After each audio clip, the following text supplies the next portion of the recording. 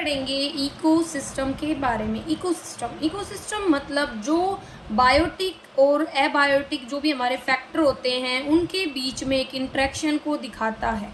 तो इकोसिस्टम एक aggregate system होता है जो बनता है as a result of interaction between biotic and abiotic factor. हमें पता है कि जो वर्ड इकोसिस्टम है वो आया है दो ग्रीक लेटर वर्ड से बन के, एक तो है ओक्योस और दूसरा है सिस्टम, मतलब हाउस और ड्वेलिंग, पैलेस और इन्वायरमेंट, और दूसरा है इंटरेक्टिंग या इंडिपेंडेंस कॉम्प्लेक्स। तो हमें पता है कि जो ऑर्गेनिज्म होते हैं वो हमेशा एक स्टेट में होते हैं परफेक्ट बैलेंस की इन्वायरमेंट के साथ। जो इन्वायरमेंट होता है उसका मतलब है सराउंडिंग, हमारे आसपास का वातावरण। तो इन्वायरमेंट रेफर करता है वो चीज़ें, वो कंडीशन जो एक ऑर्गेनिज्म के चारों तरफ होती हैं, जो डायरेक्टली है ना या इनडायरेक्टली हमारी लाइफ को इन्फ्लुएंस करती है, डेवलपमेंट को इन्फ्लुएंस करती है। तो यहाँ पे हिस्टोरिकल बैकग्राउंड में बता रखा है कि जो रिलेशनशिप है एंड इंट्रैक्शन है लिविंग ऑर्गेनिज्म में और उनके फिजिकल इन्वायरमेंट में, वो हम इकोसिस्टम में पढ़ते हैं। जो कार्ल मोबियस थे उन्होंने यूज किया था टर्म बायोकोनियोसिस, थोड़ा प्रोनाउंसिएशन अलग हो सकता है, 1877 में। फिर ऐसे फोक्स ने दिया था माइक्रोकोस्म 1887 में। फिर पहली बार टर्म इकोसिस्टम दिया गया था एजी ट्रांसले के द्वारा 1935 में। रशिया में और जर्मन लिटरेचर में बात करें तो इकोसिस्टम का सिनोनिम वर्ड्स क्या है? बायोजियो कोनियोसिस। ठीक है, थोड़ा प्रोनाउंसिएशन। तो बायो मतलब लाइफ, जियोस मतलब अर्थ, और कोनियोसिस मतलब इंट्रैक्शन। तो जो भी लाइफ है, अर्थ है, उनके बीच में जो इंट्रैक्शन है उसकी बताता है। तो इकोसिस्टम की डेफिनेशन की बात करें तो इकोसिस्टम एक पार्ट है नेचर का जो कंपोज मतलब बना है अलग अलग कोमोडिटीज ऑफ लिविंग मतलब बायोटिक एंड जो भी फिजिकल मतलब एबायोटिक से। ठीक है, बायोटिक एंड एबायोटिक कंपोनेंट का इंट्रैक्शन होता है। तो ओडमैन के अकॉर्डिंग जो इकोसिस्टम होता है वो बेसिक फंक्शनल यूनिट होती है इकोलॉजी की, जिसमें both biotic and abiotic component of environment एक दूसरे को इन्फ्लुएंस करते हैं। अब बात आती है टाइप्स ऑफ इकोसिस्टम। तो टाइप्स ऑफ इकोसिस्टम में क्या बता रखा है? बहुत सारे टाइप्स ऑफ इकोसिस्टम होते हैं। पहला है साइज के बेस पर। साइज मतलब बड़ा छोटा, इस टाइप से। तो nano, micro, macro, mega. Nano मतलब बहुत ज़्यादा छोटा, तो ये बहुत ज़्यादा स्मॉल इकोसिस्टम होते हैं, like as a drop of water, wooden log. और माइक्रो इकोसिस्टम वो होते हैं जो स्मॉल स्पेसिफिक पार्ट होते हैं, लार्ज इकोसिस्टम का एक पार्ट होते हैं, जैसे कि वैली इकोसिस्टम। और मैक्रो होते हैं जो लार्ज होते हैं, जैसे कि जंगल है, डेजर्ट है, ग्रासलैंड। और मेगा होते हैं बहुत ज़्यादा बड़े, very very large scale eco, जैसे कि मैरीन इकोसिस्टम। ठीक है, फिर है फॉर्मेशन के बेस पर मतलब गठन के बेस पर। तो गठन के बेस पे बात करें तो रियल इकोसिस्टम, आर्टिफिशियल, और रियल के भी हैं टेरेस्ट्रियल और एक्वेटिक। और एक्वेटिक में फ्रेश वाटर और मैरीन, और फ्रेश वाटर के भी हैं लोटिक एंड लैंटिक। तो देखो रियल मतलब नेचुरल इकोसिस्टम। ये वो जो इकोसिस्टम होते हैं जो डेवलप होते हैं नेचुरल कंडीशंस के अंतर्गत बिना ह्यूमन की इंटरफेरेंस के। जबकि आर्टिफिशियल मतलब जो मैन मेड होते हैं, जो क्रिएट होते हैं, मेंटेन किए जाते हैं ह्यूमन बींग्स के द्वारा, लाइक स्क्रॉपलैंड है, एक्वेरियम है, गार्डन्स हैं, पिगरीज हैं।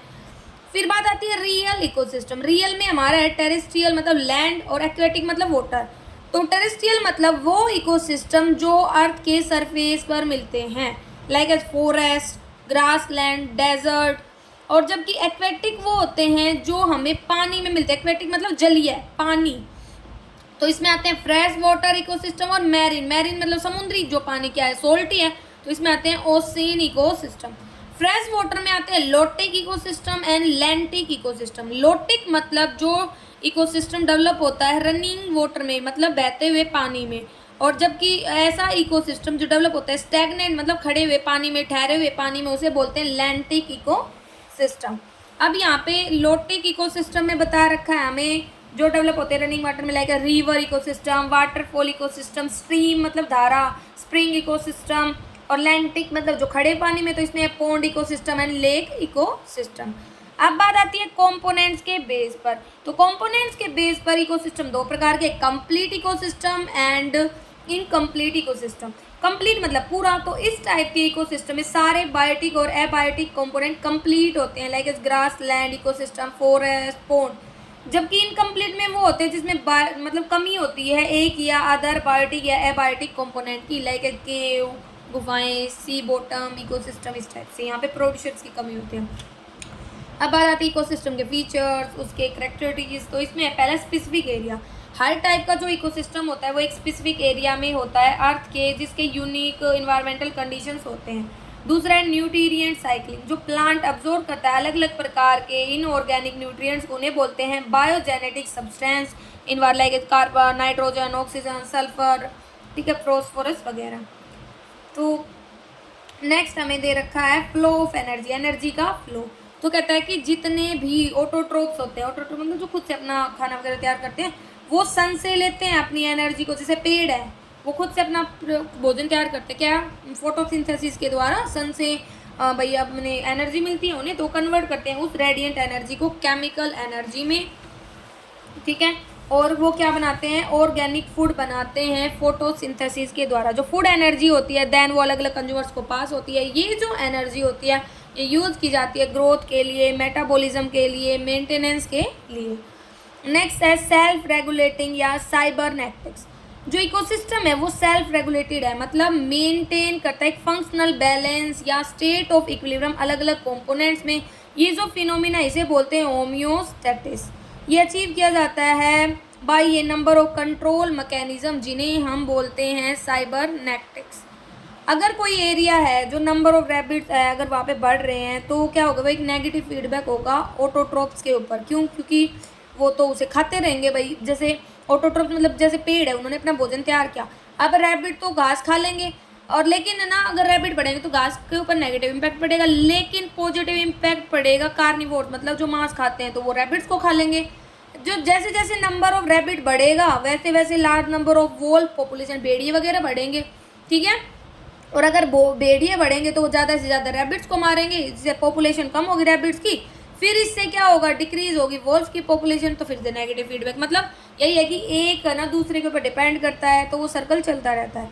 तो जो इकोसिस्टम वो सेल्फ रेगुलेटिंग है, अगर किसी चीज़ की मात्रा बढ़ जाती है तो वो अपने आप बाद में उसको कंट्रोल कर लेता है। रिलेशनशिप, अलग अलग कंपोनेंट्स होते हैं इकोसिस्टम के जो वोवन होते हैं together by a web of complex इंटररिलेशन।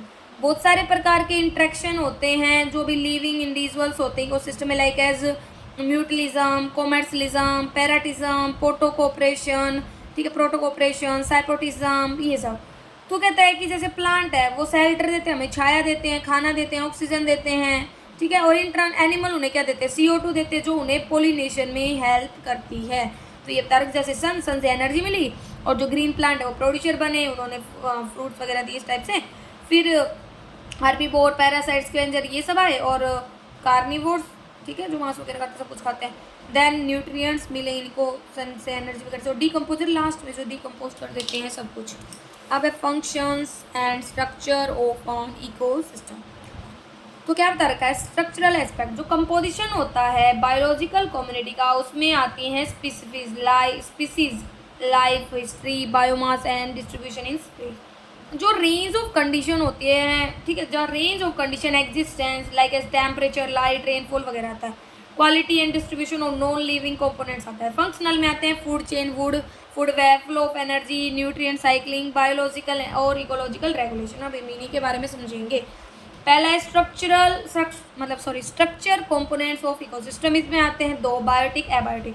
जो अमाउंट है लिविंग मटेरियल की जो प्रेजेंट हमारे इकोसिस्टम में, वो उसे बोलते हैं स्टैंडिंग क्रॉप एक टाइम पे। और नॉन लिविंग या इनऑर्गेनिक मटेरियल जो प्रेजेंट इकोसिस्टम में किसी भी टाइम पे, उसे बोलते हैं स्टैंडिंग स्टेट। तो स्टैंडिंग क्रॉप तो लिविंग के लिए, और स्टैंडिंग स्टेट नॉन लिविंग या inorganic. Biomass is the standing crop in term of weight. अब मतलब वेट के फॉर्म में देखते हैं कि भाई कितना वेट है किसी चीज़ में।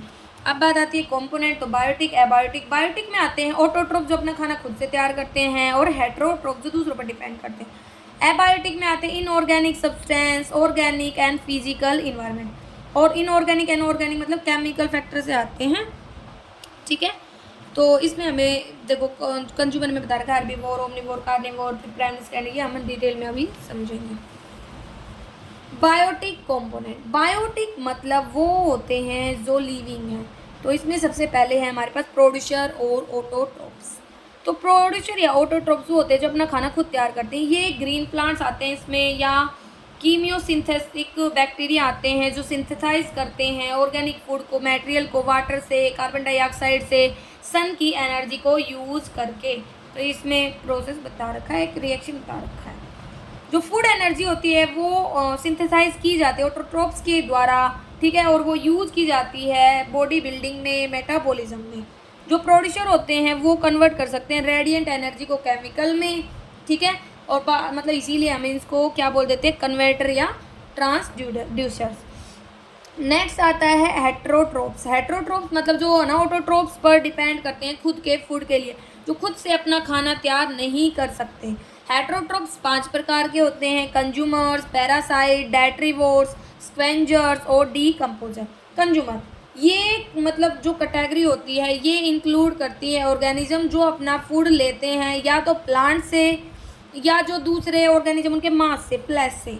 तो इसीलिए हम इनको ना बायोफेजिस भी बोल देते हैं। ये 3 प्रकार के herbivore, carnivore and omnivore. Herbivore को हम प्राइमरी कंज्यूमर बोलते हैं क्योंकि ये डायरेक्टली फीड होते हैं प्लांट्स पर या प्रोडक्ट्स पर, जैसे कि खरगोश है, रैबिट, कैटल, डियर, हॉर्स, काऊ, जिराफ, जेब्रा, ये सब, ठीक है। फिर इसमें हमें बता रखा है नेक्स्ट कार्निवोर। एक तो इसमें पोलिनेशन वर्ड है, तो जो भी फ्लोवर होता है उसमें जो ये परागकण होते हैं, पोलिनेशन जो फ्लोवर होता है ना उसका, ठीक है, ये पोलेन ट्यूब होती है और ये होते हैं पोलेन ग्रेन। अब बात आती है कार्निवोर। कार्निवोर ग्रुप होता है ऑर्गेनिज्म का जो फीड होते हैं दूसरे ऑर्गेनिज्म के फ्लैश पर, मांस पर। ये जो ऑर्गेनिज्म होते हैं ये है ना हर्बीवोर को खाते हैं, जैसे लाइक एज शेर है वो खरगोश को खाता है। प्राइमरी जो कार्निवोर होते हैं मतलब लाइक एज फ्रॉग वगैरह हो गए, ठीक है, फ्रॉग ने खाया लाइक एज तितली को। और जो एनिमल जो ईट करते हैं प्राइमरी कार्निवोर को खाते हैं, जैसे मेंढक को कौन खा लेगा, स्नेक खा लेगा, उन्हें बोलते हैं सेकेंडरी कार्निवोर। और जो एनिमल खाते हैं इंडिविजुअल ऑफ एनी लेवल, किसी भी लेवल के, ठीक है, नॉट इटन अ, लेकिन है ना उन्हें किसी अदर के द्वारा नहीं खाया जाता, जैसे शेर है उसको कोई थोड़ी ना खाता है, तो वो आते हैं टॉप कार्निवोर की कैटेगरी में। ओमनिवोर। ओमनिवोर वो होते हैं जो भाई मांस भी खाते हैं और पेड़ वगैरह को भी खाते हैं, मतलब फूल पत्तियों को भी। तो इसमें आते हैं मैन एंड क्रो, बिल्ली भी होती है। पैरासाइट। पैरासाइट मतलब परजीवी जो बिलोंग करते हैं, they belong to all category of organism, जो ना रोब करते हैं food of host of all the tropical level. Parasite है ना वो एक्टोपैरासाइट भी हो सकते हैं और एंडोपैरासाइट भी हो सकते हैं। एक्टोपैरासाइट तो जो बॉडी के बाहर होते हैं, जैसे जू होती है हमारे सिर में तो बाहर होती है वो हमारा खून चूसती है, ठीक है। और एंड्रोपैरासाइट जो हमारी बॉडी के अंदर होते हैं लाइक बैक्टीरिया वगैरह, इससे बहुत सारे डिजीज वगैरह हो सकते हैं, ठीक है। डेट्रीवोर्स होते हैं जो ना जो भी डेड ऑर्गेनिक मैटेरियल होते हैं मरे हुए उनके ऊपर जिंदा रहते हैं, जैसे भाई कोई भी जानवर मर जाता है आप देखते हो ना एक टाइम के बाद उसकी बॉडी में कीड़े वगैरह लग जाते हैं, चील वगैरह खा जाते हैं, इस टाइप से। ये वो ऑर्गेनिजम्स होते हैं जो ना जो भी डेड बॉडीज होती हैं उनको टुकड़ों में तोड़ते हैं, जैसे like fallen leaves, excreta of animal, और उनके ऊपर अपने आप को जिंदा रखते हैं। इन्हें नाम सैप्रोफाइटिक मोड ऑफ न्यूट्रिशन भी बोल देते हैं, जैसे कि टर्माइट्स हैं, दीमक वगैरह, ठीक है, आर्टवॉर्म, केचुए वगैरह, सेंटीपीड्स वगैरह, इस टाइप से। फिर बात आती है स्पेंजर्स। स्पेंजर्स वो एनिमल होते हैं जो directly dead bodies of organism पर फीड करते हैं लाइक वल्चर वगैरह। फिर है डीकम्पोजर। डीकम्पोजर मतलब जो भाई डीकम्पोज करते हैं, इनको हम रिड्यूसर या माइक्रो कंज्यूमर बोल देते हैं। ये इंक्लूड करते हैं बैक्टीरिया, फंगी एंड एक्टिनोमाइसिड्स।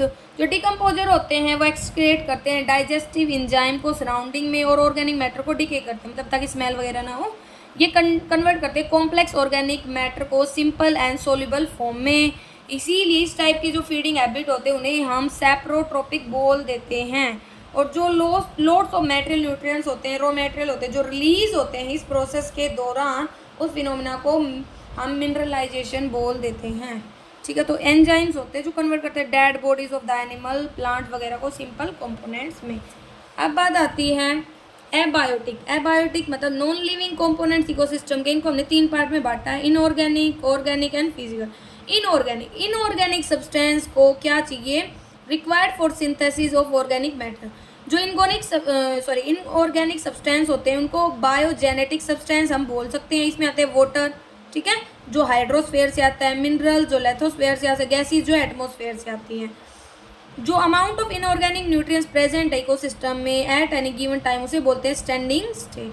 फिर है organic substance. Organic substance release होते हैं from the dead body of the organism, जो भी मतलब मरे हुए जानवर वगैरह उनके, ह्यूमन एनिमल, इन्हें हम ऑर्गेनिक डेट्रिटस बोल देते हैं। जो ह्यूमन होता है वो फॉर्म किया जाता है ऑर्गेनिक सब्सटेंस के द्वारा, जो ज़रूरी होता है प्लांट की ग्रोथ के लिए। इसमें आते हैं amino acids, proteins, carbohydrate, lipids, ये सब। फिर है फिजिकल इन्वायरमेंट। ये इंक्लूड करता है बहुत सारे प्रकार के क्लाइमेटिक फैक्टर्स को, लाइक एज एरियल, क्लाइमेटिक मतलब एरियल फैक्टर, इडेप्टिक मतलब सोयल फैक्टर, फिजियोग्राफिक मतलब टोपोग्राफिक फैक्टर। तो क्लाइमेटिक फैक्टर ये इंक्लूड करता है प्रेसिपिटेशन मतलब वर्षा होना, light, temperature, humidity and wind etcetera. तो प्रेसिपिटेशन मतलब वर्षण, बारिश का होना। तो ये फॉर्म ऑफ वाटर होता है जो धरती पर आता है एटमॉस्फेयर से। जो अमाउंट एंड पीरियोडिसिटी होती है रेनफॉल की वो डिटरमाइन करती है वेजिटेशन का टाइप एक एरिया में। लाइट ये प्रोवाइड करती है एनर्जी को सिस्टम को गर्म करके, फॉर हीटिंग मतलब गर्म करने के लिए, एंड फोटोसिंथेसिस के लिए। फोटोसिंथेसिस मतलब एक ऐसा प्रोसेस जिसमें जो ग्रीन प्लांट होते हैं वो कार्बन डाइऑक्साइड एंड वाटर को अपने फूड में कन्वर्ट करते हैं सनलाइट का यूज़ करके। तो कहता है कि जो रेट ऑफ फोटोसिंथेसिस होती है वो डिपेंड करती है सोलर रेडिएशन की अमाउंट पर। बहुत सारे जो फिजियोलॉजिकल है वो मतलब उनका जो प्रोसेस होता है लाइक एज फोटो पीरियोडिज्म, फोटोमोर्फोजेनेसिस, तो इसमें आता है development of the form and structure in plants.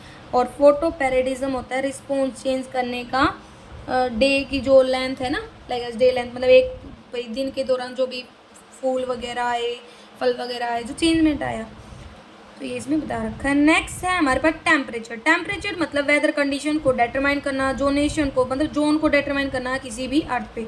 जो टेम्परेचर है वो कंट्रोल करता है सभी साइकोलॉजिकल रिएक्शंस को लिविंग ऑर्गेनिज्म में एज ए एंजाइम, जो एक पर्टिकुलर टेम्परेचर के लिए चाहिए, ठीक है। मतलब एक प्रॉपर एक्टिविटी के लिए एक पर्टिकुलर टेम्परेचर चाहिए। तो इस देखो ट्रॉपिकल मतलब जो हमेशा गर्म रहता है नियर इक्वेटर, सब ट्रॉपिकल मतलब जो गर्मियों में गर्म रहता है और विंटर में थोड़े टाइम के लिए। टेम्परेट मतलब प्लीजेंट समर होते हैं मतलब, और ना विंटर कूल होते हैं लंबे समय के लिए। और आर्टिक और एल्पाइन मतलब ऊंचे ऊंचे पहाड़ वाला, तो यहाँ पे स्नो रहती है ऑल टाइम। फिर है ह्यूमिडिटी।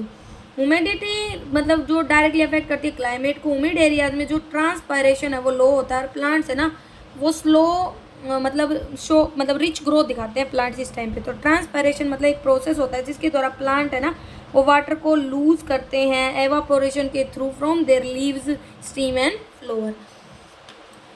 फिर है वाइंड। वाइंड ये कंट्रोल करती है weather, soil erosion and transpiration जो अफेक्ट करती है लिविंग इंडिविजुअल्स को। Edaphic factor soil, moisture, pH मतलब एडेफिक फैक्टर में सोयल का मॉइस्चर, उसका पीएच मान, टेक्सचर, फर्टिलिटी वगैरह आती है। टोपोग्राफिक मतलब फिजिकल करेक्टरिटीज एरिया या लैंड के, तो इसमें आता है एल्टीट्यूड, डायरेक्शन, माउंटेन है किसी एरिया का, वैली, ये सब आ जाते हैं। अब है ट्रॉपिक लेवल। तो जो ट्रॉपिक लेवल होता है वो फंक्शनल ग्रुपिंग होती है ऑर्गेनिजम्स की सिमिलर मोड ऑफ न्यूट्रिशन के बेस पे। ट्रॉपिक लेवल के बेस पे जो फूड एंड एनर्जी है वो एक इकोसिस्टम में पास होते हैं। जितने भी प्रोड्यूसर होते हैं वो तो ट्रॉपिक लेवल 1 में आते हैं, हर्बीवोर या प्राइमरी कंज्यूमर हैं वो सेकंड ट्रॉपिक में आते हैं, प्राइमरी कंज्यूमर थर्ड ट्रॉपिक को बनाने में हेल्प करते हैं। और अल्टीमेट और टॉप जो कार्निवोर्स होते हैं उनको कोई नहीं खा सकता, तो वो टॉप कार्निवोर है ना वो मतलब ट्रॉपिक लेवल 4 या 5 में आते हैं। डीकम्पोजर जो अटेन करते हैं हाईएस्ट ट्रॉपिक लेवल वो T6 में आते हैं, क्योंकि ये वर्क करते हैं जो भी मतलब अदर ऑर्गेनिज्म उनको डिकम्पोज करने में। जो ऑर्गेनिज्म जो ना मतलब जिनका कोई फिक्स ट्रॉपिक लेवल नहीं होता, like man can act as a herbivore भी हो सकता है, कार्निवोर भी हो सकता है, ठीक है। जैसे एक लोयन है वो हर्बीवोर को भी खा सकता है, कार्निवोर को। तो एक terrestrial ecosystem has less trophic level as compare to an aquatic ecosystem. अब बात आती है रीज़न क्या है less number of trophic levels के इकोसिस्टम में। एक तो फूड है ना वो कम्प्लीटली ऑक्सीडाइज नहीं है, ठीक है। दूसरा ओनली है ना जैसे आपने एनर्जी ट्रांसफर की तो उसका सिर्फ 10% एनर्जी है ना वो बायोमास में कन्वर्ट हो पाती है। Only around 10% of energy consumed is converted into biomass, और रेस्ट है वो तो गुम हो जाती है as heat as well as movement and other biological function at each tropical level. Because of this gradual loss of energy जो biomass है हर ट्रॉपिक लेवल का उसको हम देख सकते हैं एज ए पिरामिड, ये पिरामिड है ना इसके रूप में, ठीक है। जब एनर्जी लॉस्ट एज हीट, गर्म होती है सन से एनर्जी आ रही है, ये डिकम्पोजर्स हैं। और देखो प्राइमरी प्रोड्यूसर्स तो 100% थी एनर्जी, फिर 10% ही ट्रांसफ़र हुई प्राइमरी प्रोड्यूसर, प्राइमरी कंज्यूमर, फिर सेकेंडरी पर, फिर उससे भी थर्ड लेवल पर और भी कम, और अपेक्स मतलब ऊपर सर्वोच्च टॉप प्रीडेटर्स। ठीक है, तो ये हमारा एनर्जी का पिरामिड इसने दिखा रखा है।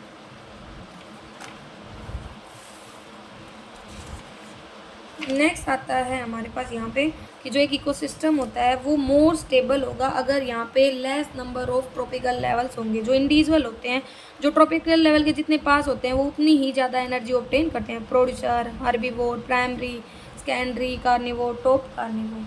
ठीक है, नेक्स्ट है functional aspects of ecosystem. Functional aspects में सबसे पहले आता है फूड चेन। फूड चेन मतलब भाई हर कोई भी है हमारे मतलब इकोसिस्टम में, वो डिपेंड करता है खुद के फूड के लिए दूसरे के ऊपर, तो मूव करता है फूड चेन की स्ट्रेट लाइन में। ये ट्रांसफर करता है फूड एनर्जी एक इकोसिस्टम में ऑटोट्रोप्स मतलब प्रोड्यूसर से अलग, जो भी हर्बीवोर है, कार्निवोर है, डिकम्पोजर है उनके पास। जैसे कि प्लांट है वो तो खुद ऑटोट्रोप्स होते हैं, खुद से अपना खाना तैयार करते हैं सूरज की रोशनी का यूज़ करके। फिर वो उनके ऊपर डिपेंड करते हैं डियर, हिरन, और हिरन को कौन खाता है? लायन। ठीक है, जो चार्ल्स एल्टन थे उन्होंने इंट्रोड्यूस की थी कॉन्सेप्ट ऑफ फूड चेन अपनी बुक एनिमल इकोलॉजी जो 1927 में पब्लिश हुई थी।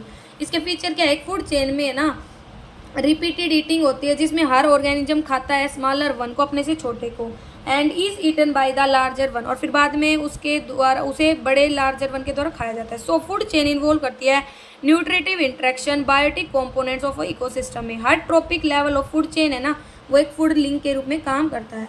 फूड चेन में जो एनर्जी है वो हमेशा ट्रांसफर होती है एक ही डायरेक्शन में, यूनि डायरेक्शन होती है प्रोड्यूसर से कंज्यूमर की तरफ। जनरली 90% ऑफ एनर्जी है ना वो हीट के कारण खत्म हो जाती है जब हम ट्रांसफर करते हैं, सिर्फ 10% ही ट्रांसफर हो पाती है एक लेवल से दूसरे लेवल पर। एक फूड चेन है वो हमेशा स्ट्रेट लाइन में ही जाता है। यूजुअली 4 से 5 ट्रॉपिक लेवल होते हैं एक फूड चेन में। सम ऑर्गेनिज्म ऑक्यूपाई करते हैं अलग अलग ट्रॉपिक पोजीशन अलग अलग फूड चेन में। ठीक है, और एक से ज़्यादा फूड चेन भी हो सकते हैं। Shorter food chain higher energy देती है इंडिविजुअल्स को। फूड चेन पार्ट है एक फूड वेब का। अब है टाइप्स ऑफ फूड चेन। तो पहला है grazing food chain and detritus food chain. Detritus मतलब डेड या डिकेइंग जो ऑर्गेनिक मैटर होते हैं ना उसके कारण, जो भी जैसे फॉलन लीव, डेड प्लांट वगैरह। ग्रेजिंग फूड में है प्रीडेटर और पैरासिस्टिक फूड चेन। ग्रेजिंग इस टाइप की फूड चेन स्टार्ट होती है ग्रीन प्लांट से मतलब प्रोड्यूसर से। ठीक है, then goes to grazing herbivore, then to carnivore. जो इकोसिस्टम होता है इसको हमने कुछ पार्ट में बांटा, जैसे grazing food chain in terrestrial ecosystem मतलब अर्थ वाले। तो कहता है कि in terrestrial ecosystem grazing food chain कैसी जाती है? ग्रेजिंग फूड चेन पे देखो ग्रास उगी, उसको ग्रास ऊपर, जैसे हम जिसे टिड्डी बोल देते हैं, राम की गाय भी बोल देते कई बार, और उसको खाया फ्रॉग ने, फ्रॉग को खाया स्नेक ने, और स्नेक को खाया ईगल ने, बाज वगैरह ने। फॉरेस्ट की बात करें, फॉरेस्ट फूड चेन इसमें ग्रीन प्लांट है उसको हिरन ने खाया और हिरन को लायन ने। अब है grazing food chain in aquatic ecosystem. Grazing मतलब वही खाने वाला, तो एक्वेटिक मतलब जलीय। तो इसमें कैसे बता रखा है? Food chain in pond, pond में food chain like as phytoplankton हुआ, फिर जो प्लैंकटन, फिर स्मॉल फिश, फिर लार्ज फिश, फिर मैन, और मैरिन में सीड वीड्स, फिर छोटी फिश, फिर उसको बड़ी फिश ने खाया, फिर shark and other animal. Predator food chain, predator मतलब शिकारी होता है। तो इस प्रकार की फूड चेन में किलिंग एंड ईटिंग होती है स्मॉलर ऑर्गेनिजम्स की लार्जर ऑर्गेनिजम्स के द्वारा। इस प्रकार की फूड चेन में हमेशा ये प्रोड्यूसर से स्टार्ट होती है जो मैन्युफैक्चरर होते हैं फूड के फोटोसिंथेसिस के द्वारा, और फ्रॉम प्रोड्यूसर ये जो फूड एनर्जी है हर्बीवोर के पास जाती है, देन फिर कार्निवोर के पास जाती है। जो नंबर ऑफ ऑर्गेनिज्म होते हैं वो डिक्रीज हो जाते हैं, बट जो साइज ऑर्गेनिज्म का वो इंक्रीज होता है हर ट्रॉपिकल लेवल पर। जो प्रोड्यूसर है, हर्बीवोर है, कार्निवोर है, वो अलग अलग प्रकार के होते हैं अलग अलग हैबिटेट में। ये दो प्रकार के प्रीडेटरी फूड चेन में टेरेस्ट्रियल फूड चेन और एक्वेटिक। इसमें आते हैं ग्रास लैंड फूड चेन और फॉरेस्ट फूड चेन, और एक्वेटिक में पोंड फूड चेन और मैरिन, ये हम समझ ही चुके हैं ऊपर। अब देखो ग्रेजिंग फूड चेन, तो इसने बहुत सारे एग्जाम्पल दे रखे हैं जैसे कि प्रोड्यूसर, हर्बीवोर, कार्निवोर और सेकंड कार्निवोर। तो इसमें ग्रास थी, उस पर फ्रॉग है, फ्रॉग को स्नेक ने खाया, स्नेक को हाक मतलब बाज, ऐसे ग्रासीज, ग्रास ओपर, लिजर्ड, छिपकली वगैरह, ओक। फिर vegetation, mosquitoes, dragon fly, frog, snake, तो इसने अलग अलग कैटेगरीज में बांट रखा। तो यही है producer, herbivore, carnivore and top carnivore. फिर एक्वेटिक फूड चेन, एक्वेटिक मतलब जलीय। तो ये शुरू होती है एक्वेटिक ग्रीन प्लांट से, ऑटोट्रोप से, जो सिंथेसाइज करते हैं फूड को फोटोसिंथेसिस के द्वारा। फिर जो फूड एनर्जी है वो प्रोसीड होती है हर्बीवोर को, देन फिर कार्निवोर को। तो देखो अलगी प्रोड्यूसर था, herbivorous fish, then carnivorous fish, फिर किंग फिशर मतलब एक बर्ड है, और इसमें है अलगी, जो प्लैंकटन फिश, क्रोकोडाइल। तो देखो प्रोड्यूसर, फिर प्राइमरी कंजूस, सेकेंडरी, फिर ट्रिटरी और क्वांटरनेरिया मतलब जिन्हें हम टॉप बोल देते हैं। फिर है मैरीन फूड चेन मतलब समुद्र में, तो वही है फाइटोप्लैंक्टन, जो प्लैंक्टन, क्रूस्टासीन फिश एंड शार्क।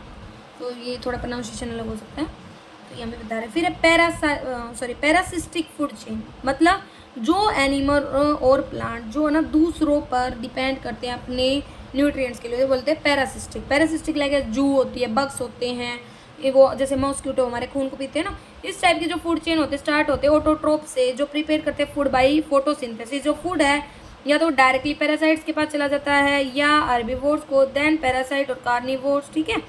जैसे कि ग्रास है उस पर मैमल्स हुआ, फिर फ्लीज, फिर प्रोटोजोआ, फिर बैक्टीरिया, फिर वायरस। ऐसे ही vegetation, sheep and liver fluke, tree, frugivorous bird, मतलब आप एक दो एग्जाम्पल कर सकते हो, ज़्यादा नहीं। अब है डेट्रिटस फूड चेन मतलब नेचुरल वेस्ट मैटर से जो होता है। इस प्रकार की जो फूड चेन होती है वो बेस होती है ऑर्गेनिक वेस्ट पे, डेड पार्ट्स पे, जो एक्ट करते हैं बाय द डेट्रीवोरस और डीकम्पोजर, एंड इनको खाया जाता है सेवरल स्मॉल एनिमल्स के द्वारा। इसमें आते हैं प्रोटोजोआ, ये जो एनिमल्स होते हैं ये कंज्यूम किए जाते हैं स्मॉल कार्निवोर्स के द्वारा, और ये जो स्मॉल कार्निवोर्स है इन्हें लार्ज कार्निवोर्स के द्वारा। जो हेयाल थे एंड ओडम थे उन्होंने स्टडी की थी इसकी कॉन्सेप्ट, ठीक है। अब है टेरेस्ट्रियल, तो इसमें आते हैं डेट्रिएटस, अर्थवॉर्म, स्पैरो, फाल्कन मतलब बाज वगैरह। ये एग्जांपल है भाई, डेट्रिएटस में कौन आते हैं, डेट्रीवोर्स में कौन आते हैं, ठीक है। ये पूरा इकोसिस्टम हमें यहाँ पे दिखा रखा है। फिर है फूड चेन की इम्पोर्टेंस। तो फूड चेन है वो हेल्प करते हैं समझने में फीडिंग रिलेशनशिप एंड इंट्रैक्शन अलग अलग ऑर्गेनिजम्स का। ये हेल्प करता है समझने में mechanism of energy flow and producer of matter circulation in ecosystem. ये हेल्प करता है समझने में toxins move through the various trophic levels resulting in bio magnification. फिर है food web and food cycle. देखो फूड जो हमने अभी चेन पढ़ी उसमें तो क्या था, नीचे से ऊपर मूव एक ही स्ट्रेट लाइन में था, जबकि ना फूड वेब है ना किसी भी साइड हो सकता है, कोई सिंगल लाइन नहीं होती। ये एक नेटवर्क होता है, इंटरकनेक्शन होता है फूड चेन का, ठीक है। तो कहता है फूड चेन कभी भी ऑपरेट नहीं होती लीनियर फैशन में under natural condition but are interconnected with each other forming some sort of interlocking pattern, से हम फूड वेब बोलते हैं। मतलब इसमें नेचुरली बनते हैं। फूड वेब या फूड साइकिल एक नेटवर्क होता है फूड चेन का जो इंटरकनेक्टेड है अलग अलग लेवल पर। जैसे देखो कौन थी, उसको ग्रास हॉपर ने कहा, ग्रास हॉपर को भाई चूहा भी खा सकता है और मेंढक भी, मेंढक को सांप भी खा सकता है और बर्ड भी। ऐसे रेट है उसको बाज भी खा सकता है और स्नेक भी। तो इस टाइप से मतलब एक ही को कोई भी मतलब डिपेंड हो सकता है, वो ना मिले तो दूसरे पर डिपेंड रह सकता है। तो बहुत सारे अल्टरनेटिव पाथवे ये प्रोवाइड करवाता है। In grazing food chain of grassland beside rabbit, grass है ना वो भाई माउस के द्वारा भी खाई जा सकती है, हर्बीवोर्स के द्वारा भी इस टाइप से बता रखा है। ग्रास ऊपर रैबिट, ठीक है, और रैबिट को स्नेक खा सकता है, लिजार्ड, इस टाइप से। तो ये देखो एक का ही लिंक कितनों के साथ दिखा रखा है। अब है फीचर, तो फूड वेब कभी भी स्ट्रेट नहीं हो सकते, एक नेटवर्क होता है फूड चेन्स का। ये कंसिस्ट करता है number of interconnected food chain through which energy travel in an ecosystem. Usually जो मेंबर है हायर ट्रॉपिक लेवल के वो इसके ऊपर फीड होते हैं। फूड वेब प्रोवाइड करते हैं alternative pathway of food availability. Example के लिए particular species of producer destroy की जाती है by a disease in an ecosystem, then herbivore of that area वो फीड होते हैं अदर स्पीसीज पे। जो प्रेजेंस है कॉम्प्लेक्स फूड वेब्स की वो इंक्रीज करता है stability of ecosystem function. Food web help करता है मेंटेन करने में स्टेबिलिटी इकोसिस्टम की। More complex the food web more stable the ecosystem. Non ability of any organism of any tropical level, वो क्या कर सकता है कंपेंसेट किया जा सकता है अदर ऑर्गेनिजम्स के द्वारा। जो अल्टरनेटिव है वो हेल्प करते हैं keep the different species under check and maintain a state of equilibrium, उसे बोलते हैं होम्योस्टैसिस। तो ये हमारा टॉपिक था, इससे आगे हम हमारे नेक्स्ट पार्ट में पढ़ेंगे।